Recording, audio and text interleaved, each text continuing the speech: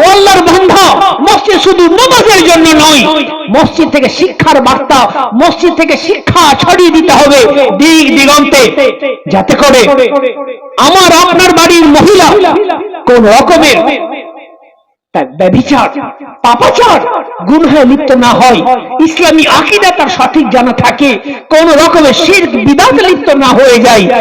এই শিক্ষাও মসজিদ থেকে হতে হবে। রাহমাতুল্লাহি ওয়া বারাকাতুহু।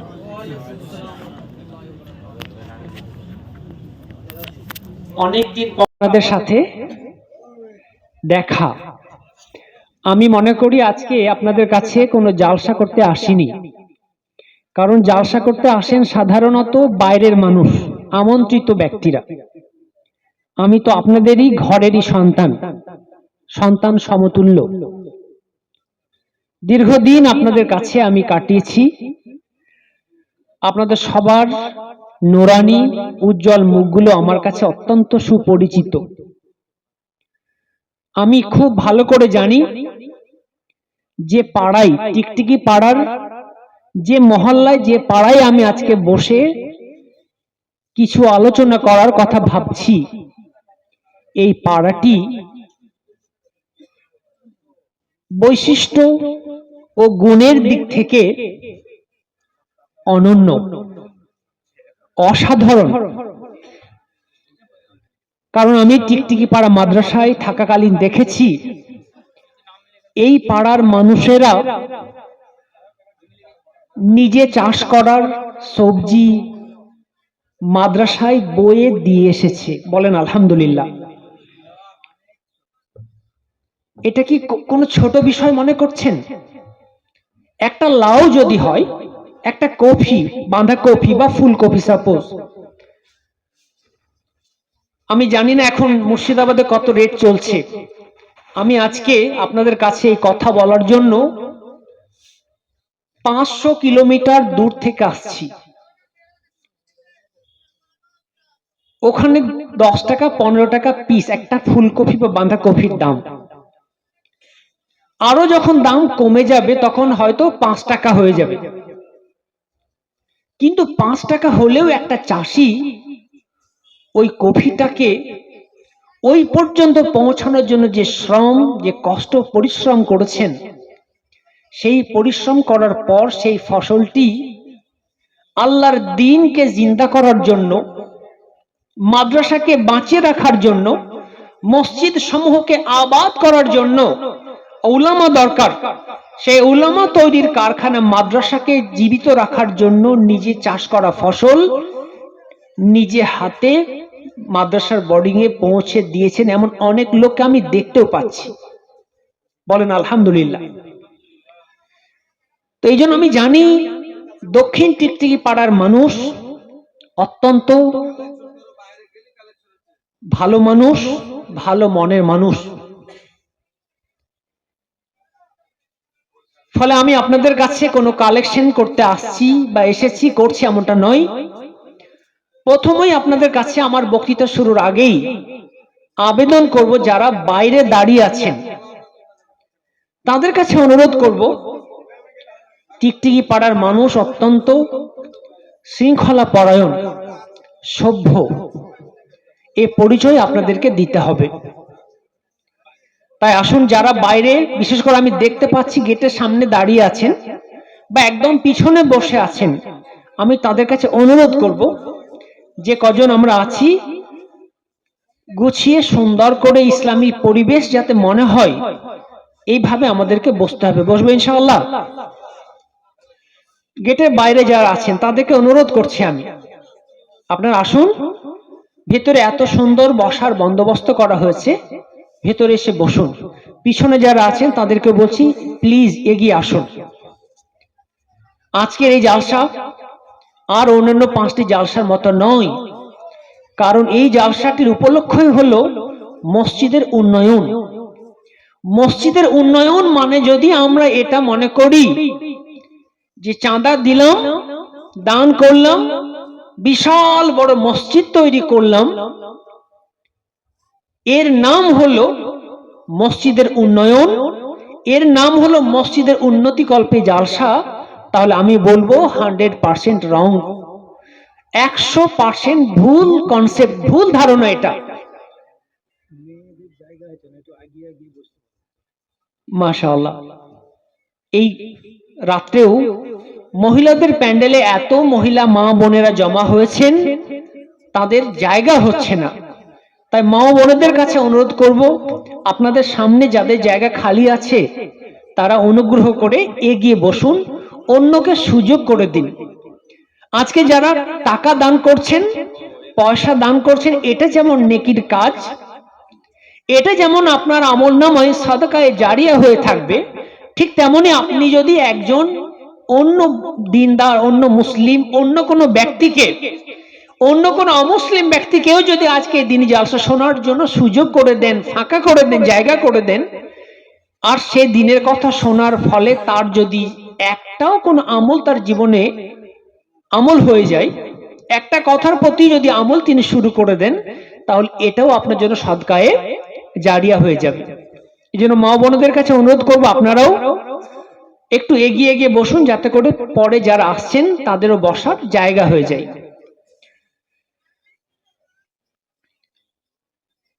আমি যে কথাটা বলছিলাম যে মসজিদের উন্নতি মানে শুধু এটা নয় যে আমরা মসজিদে মার্বেল পাথর লাগালাম, সুন্দর থেকে সুন্দর আলিশান মসজিদ নির্মাণ করলাম, কেবলমাত্র এর নামই মসজিদের উন্নয়ন নয়। মসজিদের উন্নয়ন হলো সেটাই যে মসজিদটা হবে খুদ রাসূল করিম সাল্লাল্লাহু আলাইহি ওয়াসাল্লামের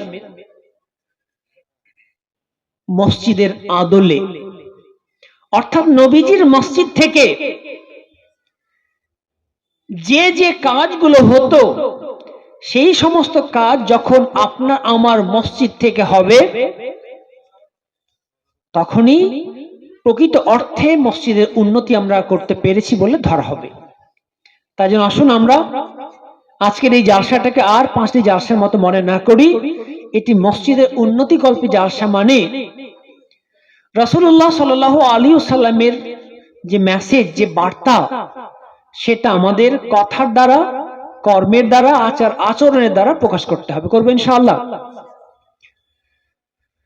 আলহামদুলিল্লাহ, আলহামদুলিল্লাহ নাহমাদুহু ওয়া নাস্তাঈনুহু ওয়া নাস্তাগফিরুহু ওয়া নু'মিনু বিহি ওয়া নাতাওয়াক্কালু আলাইহি ওয়া নাউযু বিল্লাহি মিন শুরুরি আনফুসিনা ওয়া মিন সাইয়্যাতি আ'মালিনা। মান ইয়াহদিহিল্লাহু ফালা মুদিল্লা লাহু ওয়া মান ইউদ্লিলহু ফালা হাদিয়া লাহু। ওয়া আশহাদু আল লা ইলাহা ইল্লাল্লাহু ওয়াহদাহু লা শারীকা লাহু ওয়া আশহাদু আন্না সাইয়্যিদানা ওয়া মাওলানা মুহাম্মাদান আবদুহু ওয়া রাসূলুহু। আম্মা বা'দ। ফাকাদ ক্বালা আল্লাহু তাবারাকা ওয়া তাআলা ফি কিতাবিহিল হাকীম। আউযু বিল্লাহি মিনাশ শাইতানির রাজীম। বিসমিল্লাহির রাহমানির রহিম। ইন্নাদ দীনা ইনদাল্লাহিল ইসলাম। وقال رسول الله صلى الله عليه وسلم بلغوا عني ولو آية أو كما قال عليه الصلاة والتسليم। শ্রদ্ধেয় সম্মাননীয় আজকের এই সুমহতী দ্বীনী সভার বিজ্ঞাপিত সুযোগ্য সভাপতি মহাশয় ও সহসভাপতি মহাশয়, মঞ্চে উপবিষ্ট উলামায়ে দ্বীন, বুজুর্গানে দ্বীন সহ এলাকার বিচক্ষণ বুদ্ধিজীবী ব্যক্তিবর্গ ও আমার অত্যন্ত সুপরিচিত অনেক বাপজি চাচাজিরা রয়েছেন, আমার সামনে বসে রয়েছেন জ্ঞান পিপাসু ইসলাম অনুসন্ধিত মুসলিম ভাতৃবৃন্দ, পর্দার অন্তরালে পর্দা নশিনা মা ও বোনেরা ও লাউড স্পিকারের মাধ্যমে যে যেখান থেকে আমার কথাগুলো শ্রবণ করছেন, জাতি ধর্ম বর্ণ নির্বিশেষে সবার প্রতি সালাম জানিয়ে অল্প কিছু কথা বলে আমার বক্তব্য শেষ করব ইনশাআল্লাহ।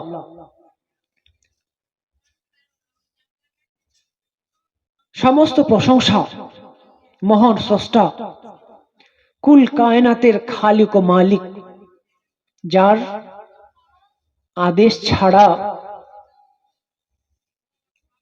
একটা গাছের পাতাও নড়ে না, সূর্য চন্দ্র গ্রহ নক্ষত্র রাজি উদিত হয় না, অস্তও যায় না,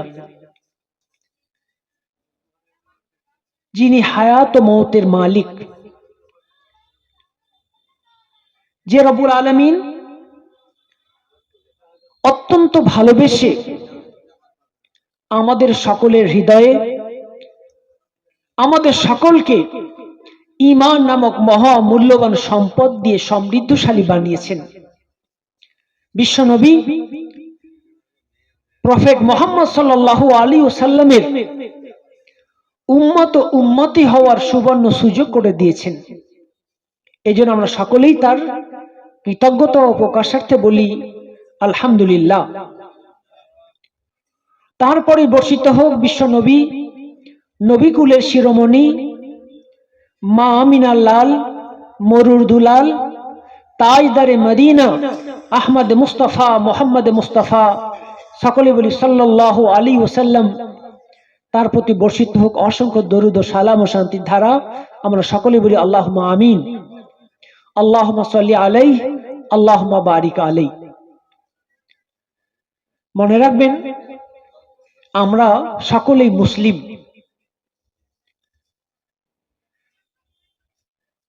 আমাদের এই দুনিয়ার জীবন এটা চিরস্থায়ী নয়, এ কথা আমরা সবাই বিশ্বাস করি। হ্যাঁ কিনা বলুন? সবাই বিশ্বাস করি। আজকে আমরা এখানে আছি,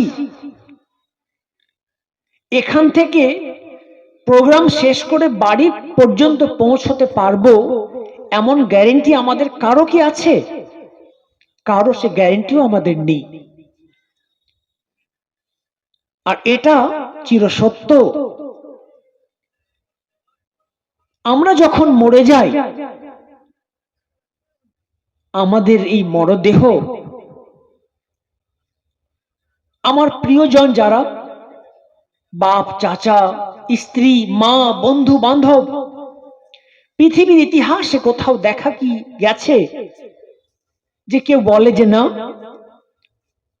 আমার স্বামী মারা গেছে বা আমার স্ত্রী মারা গেছে বা আমার মা মারা গেছে, তার লাশ ওই পালং ওই খাট নামি দামি কোম্পানির ফার্নিচারের দোকান থেকে নামি দামি কোম্পানির ফার্নিচারের যা আমরা ঘরে রেখেছি তাতে আরো কিছুদিন শুয়ে রাখা হোক। যাদের এখনো খাবার বাকি আছে, খাবার খাওয়া হয়নি, আপনারা যেখানে খাবার হচ্ছে খাওয়ানো হচ্ছে সেখানে অনুগ্রহ করে গিয়ে খাবার খেয়ে নিন। যাদের খাবার এখনো খেতে বাকি আছে আপনারা অনুগ্রহ করে খাবার খেয়ে নিন। আর যারা বাইরে দাঁড়িয়ে আছেন আপনারা আসুন, খুব লম্বা আলোচনা করব না। যে কথা আপনারা জানেন সে কথাগুলোই আমি আপনাদের স্মরণ করে দিতে চাইছি মাত্র, কারণ আমি আপনাদের ঘরের ছেলে, আপনাদের সুপরিচিত, কারো ভাই, কারো আমি বন্ধু, কারো সন্তান। ফলে আপনাদের কাছে আমি সেই বক্তৃতাও রাখবো না, আর আমি কোনো প্রসিদ্ধ কোনো বক্তাও নই। আমি একজন দুর্বল মানুষ, না আমার কোনো ইলম আছে না আমার কোনো আমল আছে, আমি অধম গুনাহগার মানুষ। এখানে বসেছি মানে এটা নয় যে আমি আপনাদের থেকে অনেক বেশি জানি। আপনারা আমার সামনে আছেন তার মানে এটা নয় যে আপনারা আমার থেকে সবাই কম জানেন। অনেক বিষয় আছে যে আপনারা আমার থেকে বেশি জানেন।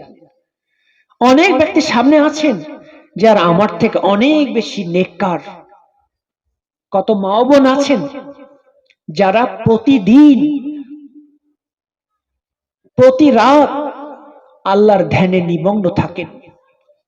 শীত কি আর গ্রীষ্ম কি, আল্লাহর দরবারে রাতের গভীর অন্ধকারে সবাই যখন ঘুমিয়ে আচ্ছন্ন, কত মা কত বোন কত বাপজি কত চাচাজি আছেন যারা চোখের পানি ছেড়ে দিয়ে তাহাজ্জুদের নামাজে মহান রব্বে করিমের কাছে দোয়া প্রার্থনা করেন। এমন আল্লাহর ওলি আল্লাহর বান্দা বান্দি আপনারা আছেন। ফলে আমি আপনাদের কাছে কোনো ওয়াজ, কোনো নসিহত করছি তা নই, সে কথাগুলোই আমি বলছি যে আপনারা সবাই জানেন। তাহলে আমি বলছি কেন? এই জন্যই বলছি যে আল্লাহ পাক বলতে বলেছেন, ওয়াযাক্কির, তুমি মানুষকে স্মরণ করিয়ে দাও, ফাইন্না যিকরা, এই জন্যই জিকির, স্মরণ করিয়ে দিলে, স্মরণ করিয়ে দেওয়া, তানফাউল মুমিনিন, ঈমানদার যারা, মুমিন যারা, যারা আল্লাহ ও রাসূলকে বিশ্বাস করে, যারা আখিরাতের দিনকে বিশ্বাস করে, তাদের তানফাউ, তাদের কল্যাণ সাধন হবে। এই জন্যই আজকে আপনাদের কথাগুলো স্মরণ করিয়ে দিচ্ছি যে যতই প্রিয়জন হোক না কেন, মানুষ মরে গেলে কেউ তার লাশকে ওই নামি দামি কোম্পানির খাট পালঙে শুইয়ে রাখে না, সবাই তাকে দাফন করে দেওয়ার জন্য ব্যস্ত হয়ে পড়ে। এই তো বাস্তবতার জীবন আমাদের। এই জন্য আসুন, এই জীবনে আমরা আজকের এই মসজিদের উন্নয়ন কল্পে জালসা, এটাও মসজিদের উন্নয়ন হবে যদি আজকের এই রাত্রের জালসায় কোনো ওয়াজ, কোনো নসিহত মনে না থাকে।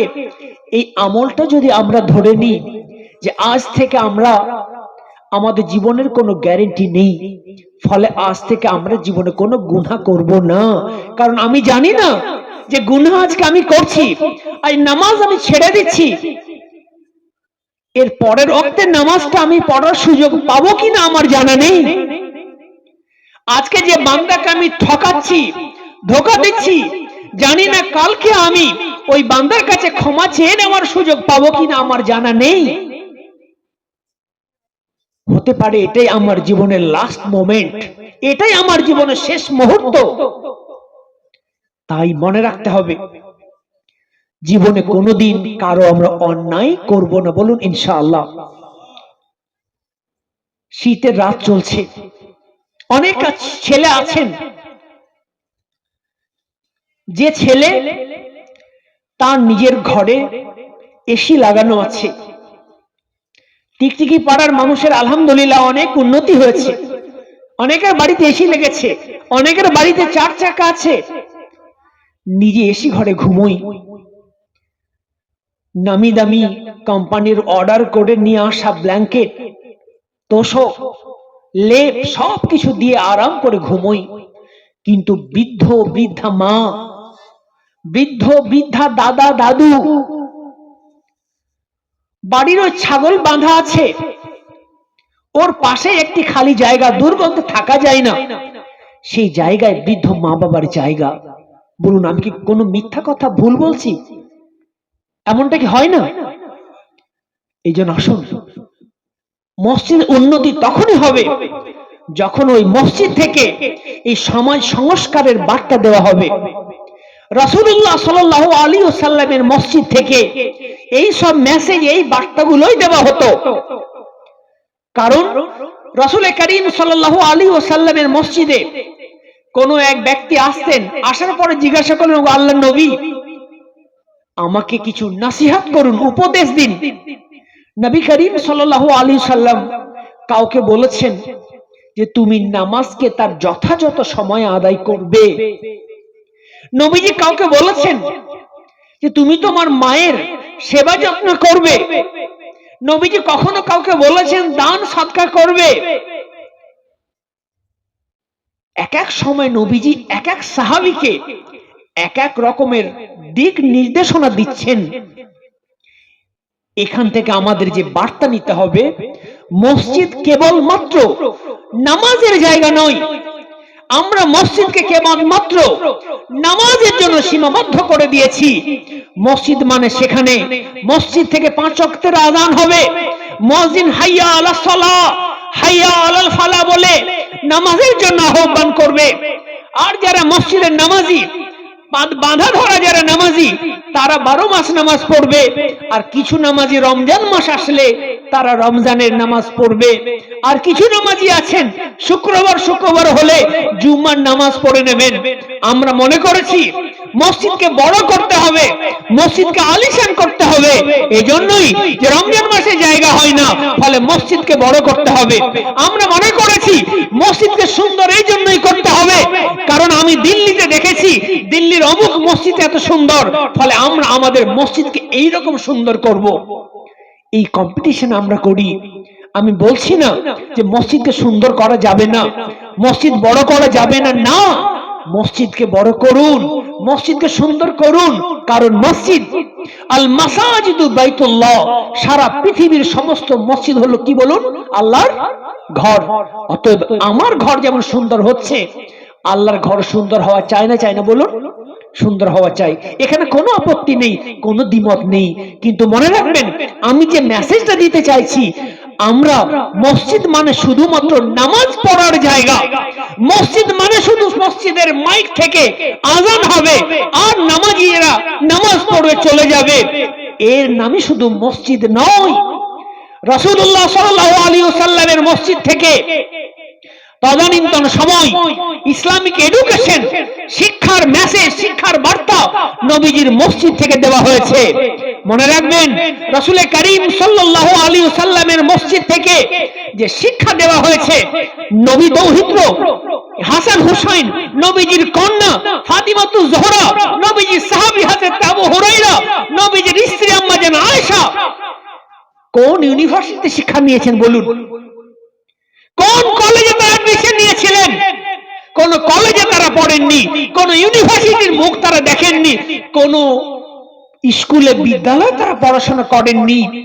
নবীজির মসজিদে নববী, নবীজির মসজিদটাই এতটা সুন্দর, উন্নত মানের শিক্ষার প্রতিষ্ঠান ছিল, শিক্ষালয় ছিল, যেখান থেকে শিক্ষা নেওয়ার পর নবীজি যেদিন ইন্তিকাল হয়ে যায়, নবী যেদিন দুনিয়া ছেড়ে চির বিদায় নিয়ে চলে যান, নবীজি দাফন কাফন হয়ে গেল, সাহাবায়ে কেরামদেরকে নবীজির কন্যা ফাতিমাতুজ জোহরা রাদিয়াল্লাহু আনহা যে আত্মবিলাপ প্রকাশ করেছিলেন, ক্রন্দন করে দুই চোখের পানি ছেড়ে দিয়ে যে আত্মবিলাপ করেছিলেন, আরবি ভাষায় আজও কবিরা হয়রান হতবাক হয়ে যায়।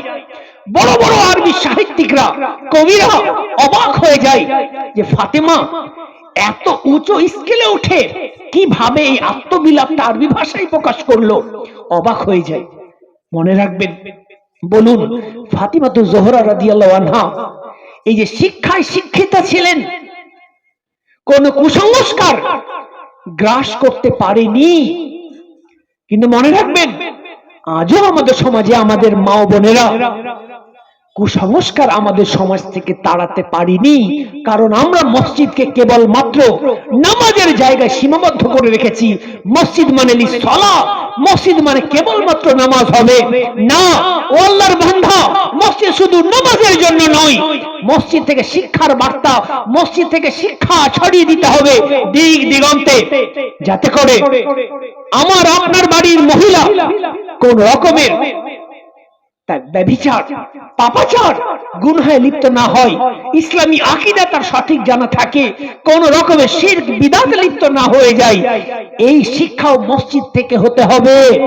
মনে রাখবেন, আজকে আমাদের যদি মুর্শিদাবাদের কথা বলি, এই মুর্শিদাবাদে এই মসজিদগুলোকে আমরা আজকে নামাজের জন্য সীমাবদ্ধ করে দেওয়ার কারণে আমাদের মা ও বোনেদের মধ্যে, নারীদের মধ্যে শিক্ষা সচেতনতা হয়নি।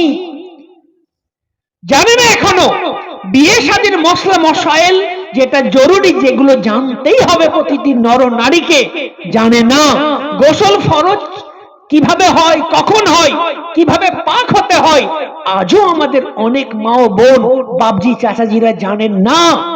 অজু সঠিকভাবে কিভাবে করতে হয় সেই মশলাও আজ আমাদের জানা নেই। শিক্ষার আজকে এই অভাব। মনে রাখবেন, এটা অত্যন্ত দুঃখের সাথে জানাচ্ছি। আমি আপনাদের ভাই, আপনাদের ছেলে হিসেবে অনুরোধ করব, আলহামদুলিল্লাহ দক্ষিণ টিকটিকি পাড়ার মসজিদ খুব সুন্দর হয়েছে, খুব বড় আলিশান মসজিদ, আল্লাহ যেন কবুল করেন। বাকি যে কাজ রয়েছে সে কাজকেও যেন দ্রুত পূরণ করে দেন, বলুন আল্লাহুম্মা আমিন। তবে আমি অনুরোধ করব, মসজিদকে কেবলমাত্র নামাজের জন্য সীমাবদ্ধ করবেন না, বলুন ইনশাআল্লাহ। মনে রাখবেন, আমরা মনে করি মসজিদে রাজনীতির কথা চলবে না, মসজিদে শুধুমাত্র সুবহানাল্লাহ সুবহানাল্লাহ করো।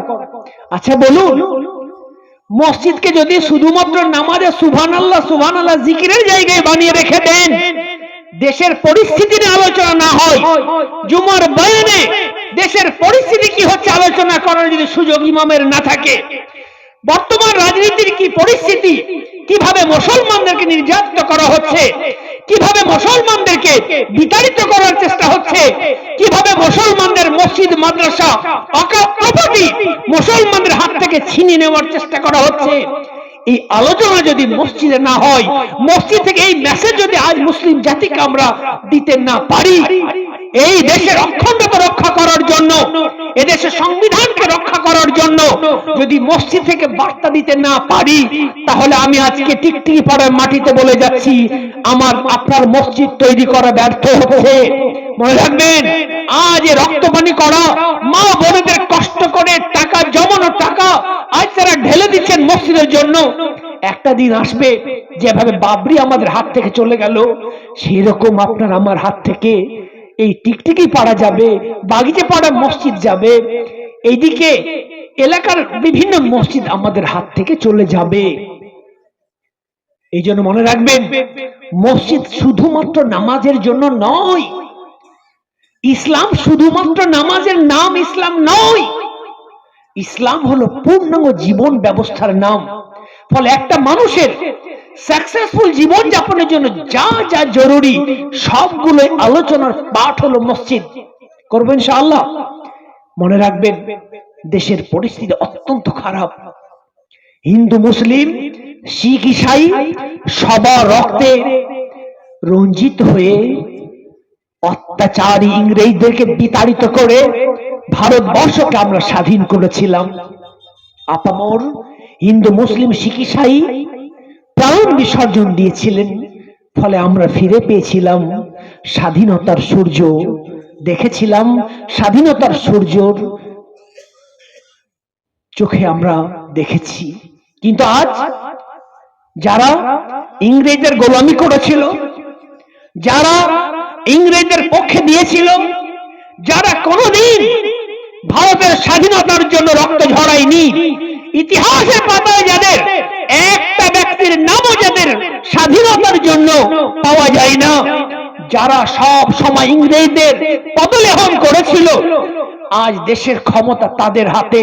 ফলে তারা চাইছে মসজিদ মাদ্রাসা ঈদগাহ কবরস্থানগুলো এগুলো হচ্ছে ওয়াকফ প্রপার্টি, ওয়াকফ সম্পত্তি। ওয়াকফ আইন সংশোধনী আইন আনছে 2024। এর আসল উদ্দেশ্য হলো মুসলমানদের এই সম্পত্তিগুলোকে নিজের মতো আত্মসাৎ তারা করতে চায়। একটা বাবরি আমাদের হাত থেকে গেছে, এটা ছিল কেবলমাত্র একটা ট্রায়াল। এ দিয়ে তারা আস্তে আস্তে বহু মসজিদে, দেখুন অলরেডি মহাকুম্ভের মেলায় প্রতিজ্ঞা নেওয়া হলো কয়েক হাজার মসজিদকে এবার টার্গেট করা হবে।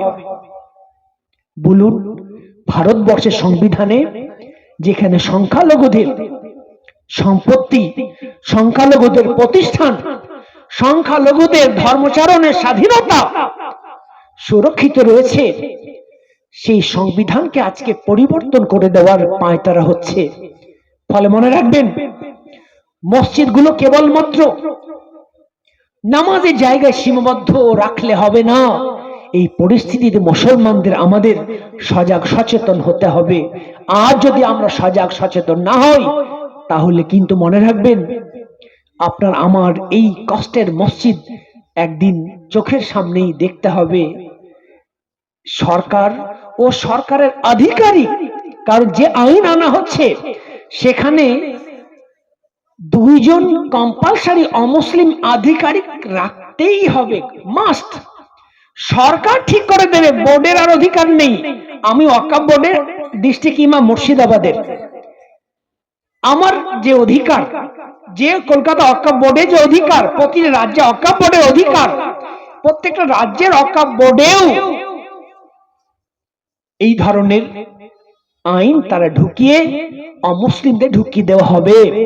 মনে রাখবেন, আমাদের বাপ দাদুরা 2 বিঘা, 5 বিঘা, 10 বিঘা আখেরাতে জান্নাত পাওয়ার আশায় দান করে গেছেন, যে এই সম্পত্তি দ্বারা মসজিদ আবাদ হবে, এই সম্পত্তি দ্বারা মুসলিম ছেলেমেয়েরা পড়াশোনা করবে, এই সম্পত্তির আয় উপার্জন থেকে মুসলিম ছেলেমেয়েরা স্কলারশিপ পাবে, উচ্চ শিক্ষায় শিক্ষিত হতে পারবে।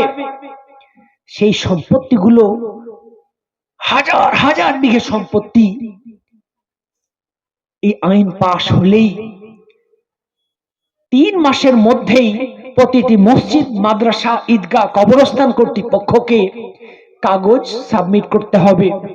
আজকে যারা বাবজি চাচাজি আছেন, বয়স্ক আছেন, আপনারা বুঝতে পারছেন, আজকে এই জমি কেউ দিলে তার দলিল রেকর্ড করা খুব প্রসিদ্ধ ব্যাপার। কিন্তু আজ থেকে 100 বছর আগে যখন দান করা হতো, আজ থেকে 100 বছর আগে জমি সম্পত্তি দান করার সময় এই রেজিস্ট্রি রেকর্ডের ব্যবস্থা এত ছিল, মানুষ এসব জানতো? বলুন, জানতো না। মসজিদের লোকেরা গেছে, চাচা মসজিদ করছি, মাদ্রাসা করছি, কবরস্থান করতে চাইছি, ঈদগাহ করব, আপনার তো 50 বিঘা জায়গা, আপনার তো 500 বিঘে জায়গা, 5 বিঘে জায়গা লাগবে চাচা। ঠিক আছে, নাও ওই 5 বিঘা জায়গা আমরা তোমাদের মসজিদকে দিয়ে দিলাম, মাদ্রাসাকে দিলাম, কবরস্থানকে দিলাম, ব্যাস মুখে বলে দিলেন। মানুষরা মুখের কথায় বিশ্বাস ছিল সেই যুগে। মসজিদ নির্মাণ হয়েছে, মাদ্রাসা নির্মাণ হয়েছে, উনি মরে গেছেন, তার ছেলে মরে গেছেন, তার ছেলে মরে গেছে। আজকে 200-400 বছর পর এখন যদি ওই জায়গায় বলা হয় তোমরা তার জায়গার দলিল প্রমাণ পেশ করো, সম্ভব? দলিল প্রমাণ পেশ না করতে পারলে আপনার ওই মসজিদ, আপনার মাদ্রাসা, আপনার কবরস্থান, যেখানে কত না আল্লাহর ওলি ওই কবরে শুয়ে রয়েছে, সেটা সরকারি সম্পত্তিতে পরিণত হয়ে যাবে। মুসলমানদের এই দিন দেখার সময় আসছে। এই জন্য আসুন, মসজিদকে কেবল নামাজের মধ্যে সীমাবদ্ধ নয়, মসজিদকে যেমন নামাজ দিয়ে আমরা আবাদ করব, আল্লাহর জিকির দিয়ে মসজিদকে আবাদ করব, পাশাপাশি মসজিদ থেকে সামাজিক উন্নয়ন মসজিদ থেকেই এই মেসেজ দিতে হবে। রাসূলুল্লাহ সাল্লাল্লাহু আলাইহি সাল্লামের সময় দরিদ্র অসহায় মানুষ, তার কথা ভেবে রাসূল করিম সাল্লাল্লাহু আলাইহি সাল্লাম আবেদন করেছেন সাহাবায়ে কেরামদের দান করতে, সাদাকা করতে। তাহলে বোঝা যাচ্ছে মসজিদ থেকে সামাজিক ফিনান্সিয়াল বিষয়ে হেল্প করার জন্য, অর্থনৈতিক পরিকাঠামো দুর্বলতার ক্ষেত্রে কিভাবে সামঞ্জস্য রাখা যায় সেই কথাও মসজিদ থেকে ভাবা হতো। তাহলে বোঝা যাচ্ছে মসজিদ শুধুমাত্র নামাজের জায়গা নয়, মসজিদ থেকে সমাজে, গ্রামে কে আর্থিকভাবে পিছিয়ে আছে তাকে কিভাবে সমাজের সমান্তরাল গতিতে আনা যায় সেই চিন্তা ভাবনা মসজিদ থেকে হতে হবে। করবো ইনশাআল্লাহ। কিন্তু আজকে আমরা মসজিদে এসে কি হয়, মসজিদে এই সমস্ত ভাবনা নয়। মসজিদে এসেও দেখবেন চায়ের দোকানের মতো আমরা আলোচনা করি, মসজিদে এসেও গীবাত, পরনিন্দা, পরচর্চা আজকে করছি, দুনিয়াবি কথাবার্তা আজকে মসজিদে বলছি। এটা অত্যন্ত দুঃখজনক। এই জন্য অনুরোধ করবো, আসুন এটা মসজিদের উন্নতি কল্পে জালসা। অতএব আমরা যেমন এই সমস্ত দিক থেকে তার উন্নতি করব, পাশাপাশি মসজিদকেও ভালো বানাতে হবে, সুন্দর বানাতে হবে।